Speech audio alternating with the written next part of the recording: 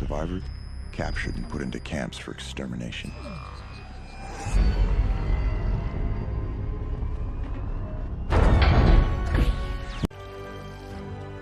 People whisper. So that they can live in freedom. ඉතින් ඕගොල්ලෝ දැක්කේ ටර්මිනේටර් ෆිල්ම් එකේ එක්තරා කොටසක්. මේ ෆිල්ම් එකේ තියෙන විදිහට අනාගතයේ එක දවසක මිනිස්සු රොබෝරුත් එක්ක යුද්ධයකට එනවා. ඉතින් ඒ වගේ දෙයක් අනාගතයේ වේදි කියන භයානක හැඟීමක් මට තියෙනවා.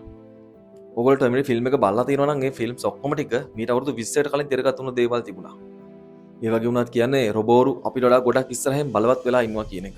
ඕගොල්ලෝ බලලා තියෙන සබ්සර්වියන්ස් මූවි එක. Are you while you finish shopping? Put her to work.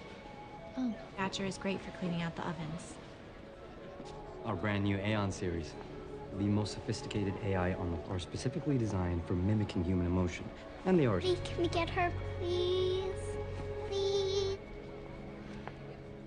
ඉතින් මේ මූවි එකේ තියෙන විදිහට like as a human, ඒ කියන්නේ තනිකර මිනිස්සෙක් වගේ හරියටම දේවල් මිනිසුන්ව හැඟීම් පවා අනුකරණය කරමින් මිනිසුන්ට ගොඩාක් සමීප වෙන්න පුළුවන් විදිහේ රොබෝරු අද තාක්ෂණය දියුණු වෙලා ලෝකේ අපිට දකින්නට තියෙනවා.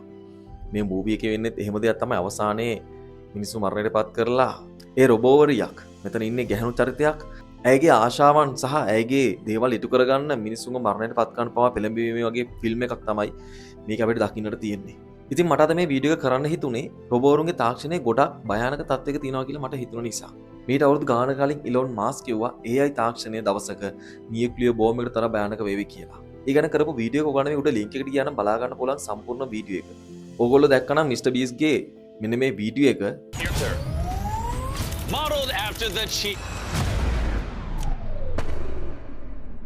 Go Black Panther! Go! It's right behind. Lose. That was a little scary. Humanity wins! One day robots will overtake. Humans still have an edge. Humanity is saved. ඉතින් මේ වීඩියෝ එක හදලා තියෙන ලොකු ගාණක් වේදම් කරලා අපි දන්නවා නම්බර් 1 YouTuber තමයි මිස්ටර් බීස් කියලා කියන්නේ. ඔහු ජීවත් වෙන්නේ ඇමරිකාවේ. ඉතින් ඔහු ලෝකයේ වර්ල්ඩ් ක්ලාස් ප්ලේස්ලා කිහිප දෙනෙක් අරගෙන ඉවරලා කම්පිටිෂන් එකක් තියලා මේ කම්පිටිෂන් එක ජයග්‍රහණය කරන්නේ AI robotsද එහෙම නැත්නම් humansද? ඒ කියන්නේ මනුස්සයින්ද රොබෝට්ද කියන එක ගැන ඔහු කම්පිටිෂන් එකක් තිබ්බා. මෙතනදී වාසනාවකට අවසාන මොහොතේදී මනුස්සයින් ජයග්‍රහණය කරනවා. මෙතනදී හැමෝම එක දෙයක් කියනවා for humanity කියලා. ඉතින් කවුරු කොහොම කිව්වත් මේ රොබෝරුන්ව දියුණු කරන්නෙත් ඔවුන් ට්‍රේන් කරන්නෙත් මනුස්ස වෙච්ච අපිම තමයි. ඉතින් අද වෙද්දී ලෝකයේ තරංගයක් තියෙනවා මේ AI තාක්ෂණය නැත්තම් මේ රොබෝරු තාක්ෂණය දියුණු කරන්න ඒ වගේම දේවල් බලගන්වන්න. ජපානයේ චීනයේ ඇමරිකාව වගේ රටවල් පෙරමුණේ ඉන්නවා. ලොකු ප්‍රහෙලිකාවක් ඒකම ලොකු අඳුරු පැතිකඩක් තියෙනවද අනාගතය ගැන මිනිස්සුන්ගේ මේ AI තාක්ෂණය බලගන්නු රොබෝරු නිසා. ඉතින් මේ හැමදේම පාලනේ තියාගෙන කරන්න ඕනේ මිනිස්සු. ඉතින් මේ වීඩියෝ එක අද ගොඩක් විශේෂයි. අනිවාර්යෙන් වීඩියෝ එක ඉවර වෙනකම් බලන්න කියලා මම ආරාධනා කරන හැමෝටම දේවල් මග ඇරුණොත් ඔයගලන්ට වීඩියෝ එක සම්පූර්ණයෙන් තේරෙන්නේ නැති වෙන්න පුළුවන්. ඔයගලන්ගේ අදහස් අනිවාර්යෙන් කමෙන්ට් කරන්න අමතක කරන්න එපා. ඒ වගේම මේ වීඩියෝ එක හොඳ නම් තව කෙනෙක් බලන්න ලින්ක් එක ෂෙයා කරන්න. ඒ වගේම ලයික් කරන්න වීඩියෝ එකට අමතක කරන්නත් එපා.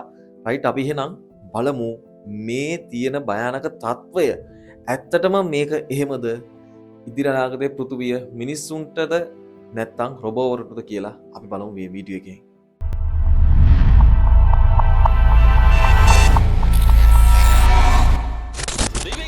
And the fate of humanity. It's one man. He is going to be going head to head robot mech.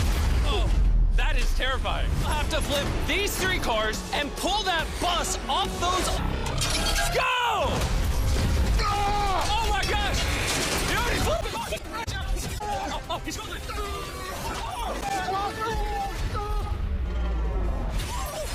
Here is a gold medal. Thank you. Let's go. Mister Beast කියලා කියන්නේ ලෝකයේ number 1 YouTuber. ආයේ තර්කයක් නැහැ. ඔහු ගොඩාක් මුදලක් වේදම් කරලා video එකක් හදනවා. මං කිව්වා වගේ කම්පිටිෂන් එකක් තියෙනවා. AI powered robots versus human. එතකොට මේ දෙගොල්ලන්ගෙන් අවසානයේ ජයග්‍රහණය කරනවා මිනිස්සු. ඒ නොහා ලේස් ඉඳා. නොහා ලේස් අවසානයේ තරඟයේ තියෙන්නේ ඔහුත් එක වේගයෙන් දුවන මීටර 50ක දුරක්. මේ තරඟයේදී නොහා ලේස් ජයග්‍රහණය කරනවා. තවමත් 2025 වර්ෂයේ වන විට රොබෝවරු මිනිස්සුන්ට වඩා වේගවත් දිවීමක් නැත්තම් වේගෙන් දුවන්න තාමත් හැකියාවක් නැහැ. එතනට ඒවි ඊළඟ අවුරුදු 10 ඇතුළත මිස්ටර් බීස් අවසානයේ කියනවා 2025 වර්ෂය වෙන විට මිනිස්සු ඉස්සරහෙන් ඉන්නවා. හැබැයි ඉදිරියේදී කුමක් වේද කියලා ඔහුගේ ප්‍රශ්නයක් තියෙනවා. ඉතින් ගොඩක් හොඳ වීඩියෝ එකක් අනිවාර්යෙන් බලන්න. ගොඩක් දේවල් ඉගෙන ගන්න පුළුවන්, ගොඩක් දේවල් දැන ගන්න පුළුවන්, ලොකු අයිඩියා එකක් ගන්න පුළුවන්. අද වෙද්දී මේ රොබෝ තාක්ෂණය කොච්චර දියුණු වෙලා තියෙන කියන එක ලෝකේ පුරා. ශ්‍රී ලංකාව කියලා කියන්නේ දිවයිනක්. ඉතින් අපි මුදෙන් මට වෙලා ඉන්නේ එහෙම කියලා අපි ලිඳේ ඉන්න මැඩියෝ වගේ නෙමේ. හැබැයි අපි දේවල් දැනගන්න ඕනේ. ලෝකේ පුරා සිදුවෙන හැමදේම අපි ගොඩක් හොයන්න ඕනේ. තාක්ෂණය අද ගොඩක් වේගෙන් දියුණු වෙනවා. අපේ රටේ තාක්ෂණය දියුණු වෙනවට වඩා 100 ගුණයක් වේගෙන් ලෝකේ තාක්ෂණය දියුණු වෙනවා කියන එක අමතක කරන්න එපා. මිස්ටර් බීස් කරපු මේ වීඩියෝ එකේ ගොඩක් දේවල් ගන්න තියෙනවා. මෙතනදී කරේ ගොඩක් වෙලාට ස්පෝර්ට්ස්. ඒ කියන්නේ ගොඩක් අපි දැක්කා විවිධාකාර ස්පෝර්ට්ස් වර්ග කිහිපයක් සහ අර බර ඇදීමේ දේවල් වගේ දේවල් එක්ක රොබෝවරු කොච්චර මිනිස්සුත් එක්ක තරගයක් තියෙනවද කියන එක. ටර්මිනේටර් වගේ ෆිල්ම් එකක් බලලා තියෙනවා නම් ඕගොල්ලෝ දකිනවා ඉස්සරහට කොච්චර අඳුරු පැතිකඩක් තියෙනවද කියලා මේ රොබෝවරු තාක්ෂණය තුල. ඉතින් ඇත්තටම මෙතනදීත් ටර්මිනේටර් ෆිල්ම් එක පුරාවටම පුළුවන් තරම් උත්සාහ කරන්නේ මේ රොබෝවරුන්ගේ තාක්ෂණ අනාගතය මේක නවත්ත ගන්න, මේක පාලනය මිනිස්සුන් අතට ගන්න. ඉතින් සමහර දේවල් පුළුවන් වෙනවා, සමහර වෙලාවට බැරි වෙන අවස්ථා තියෙනවා. කොහොම වුණත් ෆිල්ම් එකක් කියන්නේ අපි දන්නවා ඒක මනං කල්පිත දෙයක්. සැබෑ ජීවිතයේදී වෙන්නට පුළුවන්, නොවෙන්නටත් පුළුවන්. ඒ වුණාට මේ දේවල් අනාගතය කලින් දැකලා කරපු දේවල්ද කියන ප්‍රහේලිකාවක් මා සතුව තියෙනවා. ඔයගොල්ලෝ බලලා තියෙනවා නම් ආටිෆිෂල් ඉන්ටෙලිජන්ස් 2007 වර්ෂයේදී නිෂ්පාදනය වුණු ඒ වගේම සබ්සර්වියන්ස් කියන මේ මූවී එක පුරාවටමත් දුවන්නේ මේ වගේ දෙයක්. මේ වගේ තව AI ෆිල්ම්ස් ඕන තරම් තියෙනවා, සයන්ටිෆික් ෆිල්ම්ස්. ඔයගොල්ලෝ බලන්න පුළුවන් සර්ච් කරලා බැලුවොත්. ඉතින් මේ කිහිපයක් පමණයි. හැබැයි අමතක කරන්න එපා අපි ඉන්නේ ගොඩාක් භයානක තැනක. හේතුවක් තියෙනවා මම මෙහෙම කියන්න. ඕගොල්ලෝ නිකමට හරි හිතුවනම් දවසක රොබෝරු අපිව පාලනය කරයි කියලා මම කියනවා ඉදිරි අවුරුදු 50 100 ඇතුළත මේ දේ සිද්ධ වෙන්නත් පුළුවන්. එතකොට ලෝක විනාශය වෙන්නේ ස්වාභාවික බලපෑම් මතද? එහෙම නැත්නම් උල්කාපාතද? එහෙම නැත්නම් මිනිස්සු විසින් සාදා ගන්නා ලද දියුණු කළ තාක්ෂණය විසින් දවසක මිනිස්සුන්ව යටපත් කරගෙන මිනිස්සුන්ව පාලනය කරලා මිනිස්සුන් විනාශ කළ දමයිද මේ රොබෝවරු විසින්? එහෙම කියලා අපිට මේ දියුණු වෙන තාක්ෂණය නවත්තන්නත් බෑ. දියුණු වෙන තාක්ෂණය අපිට වෙන එක මන්දගාමී කරන්නත් බෑ. ඉතා වේගෙන් අද වන විට 2025 වර්ෂය වන විට ලෝකයේ ඉතාමත් දියුණුව වේගෙන් අපිට දකින්න තියෙනවා. තාක්ෂණයත් එක්ක තමයි ලෝකේ හැමදේම දියුණු වෙන්නේ. හැබැයි අද අපි දකිනවා ගොඩක් ඉලෙක්ට්‍රික් කාර්ස් තියෙනවා. මම ඒ ගැන වීඩියෝ එකක් කරලා තියෙනවා. ඔයගොල්ලන්ට බලන්න පුළුවන්. මම ලින්ක්ස් දාලා තියෙනවා. ඒ වුණාට මේ හැමදේම මොන දේ වුණත් මේ හැම දෙයකම පාලනය මිනිස්සු සතුව තියෙන්න ඕනේ. අද වෙද්දී ලෝකේ වාහන තියෙනවා ස්වයං පාලනයෙන් ඩ්‍රයිව් කරන්න පුළුවන්. ඉතින් ඒ වගේ ෆෝල්ට්ස් මොනවද කියන එකත් ඕගොල්ලෝ දැකලා ඇති. ඒ නිසා අපිට හිතන්න දේවල් ගොඩක් තියෙනවා. යම්කිසි තැනක හිතන්න AI රොබොට්ස් කෙනෙක් සම්පූර්ණයෙන්ම අපි මේ සබ්සර්වියන්ස් මූවී එක දකින විදිහටම මේ වගේ රොබෝට් කෙනෙක් හිටියොත් එයා දවසක මර්ඩර් කෙනෙක් වෙන්න පුළුවන්. මෙතනදී මුළු මිනිස් මනුස්ස සංහතියම නැති වෙනවා. මොකද මේ රොබෝරුන්ව නිෂ්පාදනයේදී ඔහු විනාශ කරන්න හරියමං දේවල් නැත්තම් මොන්ව ෂට් ඩවුන් කරන්න පුළුවන් විදිහේ දේවල් පාලනය කීයකක් මිනිස්සු ගාව තිබුණ නැත්තම් දවසක අපිටත් වෙන්නේ මේ රොබෝරු අතින් මැරෙන්න. ඇත්තටම කිව්වොත් එක්තරා විදිහක අඳුරු පැතිකඩක් අපි දැනටම දකිනවා. මොකද සමහර දේවල් පාලනයෙන් ගිලිහිලා ගිලා තියෙනවා මිනිස්සුන්ට උනත්. මේ නිෂ්පාදනය කරන කවුරුණත් මේ ට්‍රේන් කරන කවුරුණත් මිනිස්සු. මේගොල්ලෝ තමයි මේ රොබෝරුන්ව නිෂ්පාදනය කරන්නේ සහ ට්‍රේන් කරන්නේ. හැබැයි හැම දෙයකම පාලනය කියන දේ ගිලිහෙන දවසකට මිනිස්සුන්ට දුවන් වෙනවා කියන එකත් අමතක කරන්න එපා. අපිට මේ පෘථිවියේ වෙන මනුස්ස වාසයක් අපිට කිසිම තැනක මේ ලෝකේ දකින්නට නැහැ.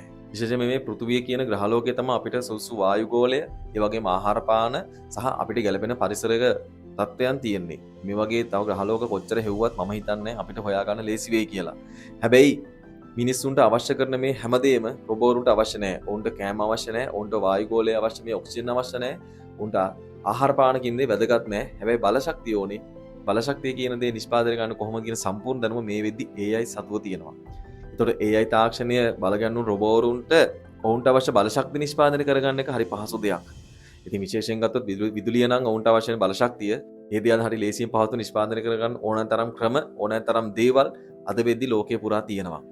හැබැයි ආහාර පාන, වායුගෝලය, අපිට අවශ්‍ය ඔක්සිජන් වගේ දේවල් නිෂ්පාදනය කරගන්න ලේසියෙන් බෑ. ස්වාභාවිකව මේ දේවල් අද මිනිසුත් එක්ක සම්බන්ධ වෙලා තියෙන නිසා. අද තාක්ෂණයත් එක්ක ස්වභාව ධර්මයට පවා අභියෝග කරන්න හැකි වෙලා තියෙනවා මිනිස්සුන්ට. හැබැයි මේ දේවල් මිනිස්සුන්ගේ විනාශය ළඟා කර ගැනීමක් කියන එක තමයි මගේ නම් අදහස. අපි හිතනවා නම් දිනෙන් දින දියුණු වෙන තාක්ෂණයත් එක්ක මිනිස්සු ලෝකෙ ඉස්සරහට යනවා, දියුණු වෙනවා කියලා එක්තරා විදිහක බැලුවොත් ඒක නිකන් බවුන්ස් බැක් වෙලා යනවා වගේ. අපිටම නිකන් අනිත් පැත්තට අපි නිකන් පාර වල කපා ගන්නවා වගේ දෙයක් මට හිතෙනවා. මම දකින සමහර දේවල් අද ස්වභාව ධර්මයේ අභිබයමින් සමහර වෙලාවට කාලගුණ එපා වෙනස් කරන්න පුළුවන් හැකියාව තාක්ෂණයේ තියෙනවා. හැබැයි මේ දේවල් අනිත් පැත්තට දෙක තුන වෙලා කැරකිලා එනවා මිනිස්සුන්ටම ඒ දේවල් මිනිස්සුන් දරා ගන්න හිතන්නවත් බෑ. ඇත්තටම අද වගේ කාලයක සුනාමියක් වගේ ආවොත් මේ දේවල් වළක්ව ගන්න කිසිම තාක්ෂණයක් නැහැ. වළක්ව ගන්න දේවල් කරන්න පුළුවන්. ඒ වුණාට වළක්වන්න බෑ කියන එක අපි හොඳටම දැනගන්න ඕනේ. ඉතින් මේ නිසා කොච්චර විදිහක මිනිස්සු දියුණු වුණත් සබහා ධර්මයත් එක්ක සමීපව ඉන්න ඕනේ කියන එක අමතක කරන්න එපා. අද වෙද්දී රොබෝ තාක්ෂණය මේ හැම දෙයකටම අභිබවා යමින් මිනිසුන්ට අභියෝග කරමින් ඉස්සරහටම ඇවිල්ලා තියෙනවා. Oh, that looks like butter. Oh, no! That right there is a... This is your chance.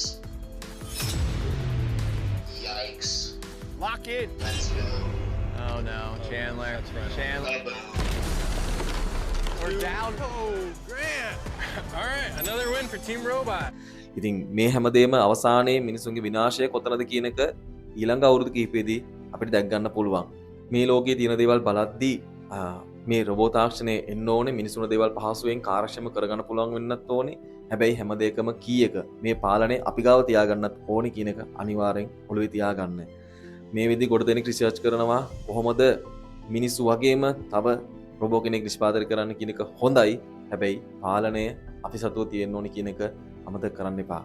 Right එහෙනම් ඉතින් වැදගත් වුණා කියලා හිතනවා මේ වීඩියෝ එක. ඒ වගේම හොඳයි කියලා හිතනවා ලයික් කරන්න අමතක කරන්න එපා. සබස්ක්‍රයිබ් කරන්න PTech YouTube channel එක. රයිට් එහෙනම් ඉතින් ආයෙත් මේ වගේ වැදගත් ලස්සන වීඩියෝ එකක් අරගෙන මම එන්න ඔයගොල්ලෝ ගාවට. අමතක කරන්න එපා. අපි හැමදාමත් මිනිස්සු විදිහට මේ ලෝකේ ජීවත් වෙන්න ඕනේ කියන එක. එහෙනම් හැමෝටම සුබ දවසක් වේවා. ජය වේවා. George and the AI will be racing in the same model Mercedes. One, go! Look, it's sub 2 minutes. Here comes. The AI car, 2 and 1. 2 minutes and 1 second is 2, 1, go! Come on, let's go. Go! Go, George Russell! 5 kilometers an hour. Let's show the AI who's boss. Humans are crazy. Got this. 10 seconds. Congratulations, you have beaten the AI. Thank you. Did it for humanity.